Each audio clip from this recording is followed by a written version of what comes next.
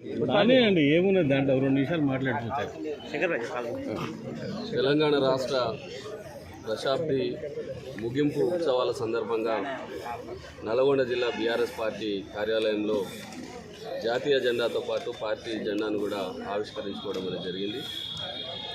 అనేక సంవత్సరాలుగా BRS party ఆనాడు కేసీఆర్ గారి యొక్క నాయకత్వంలో తెలంగాణ రాష్ట్ర సమితి పార్టీగా అనేక ఉద్యమాలు పోరాటాలు నిర్వహించి మరి చావు నోట్లో తలబెట్టి తెలంగాణ రాష్ట్ర సాధన కొరకు అనేక కష్టాలను అనుభవించి ఈ రాష్ట్రాన్ని సాధించిన తెలంగాణ రాష్ట్ర జాతిపిత కేసీఆర్ గారికి ఈ సందర్భంగా ప్రత్యేకంగా మేము ధన్యవాదాలు తెలియజేస్తా ఉన్నాం.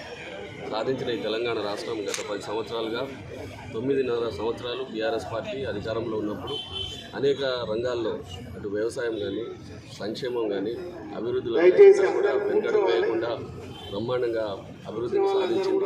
ఆ అభివృద్ధిలో భాగంగా మరి తెలంగాణ రాష్ట్రం భారతదేశంలోని అగ్రగామి రాష్ట్రంగా అభివృద్ధి చెందుతూ ఉన్న సందర్భంలో మరి కొన్ని మాటలతో మరి ఆనాడు జరిగిన అసెంబ్లీ ఎన్నికల్లో కాంగ్రెస్ పార్టీ కూడా అధికారంలోకి వచ్చింది. అప్పటి ఇప్పటిదాకా గత ప్రభుత్వం కార్యక్రమాలన్నింటినీ కూడా రాజకీయ కక్షలతో పక్కన పెట్టి ప్రజలందరినీ కూడా ఇబ్బందులు పెట్టే పరిస్థితులు ఏర్పడ్డాయి.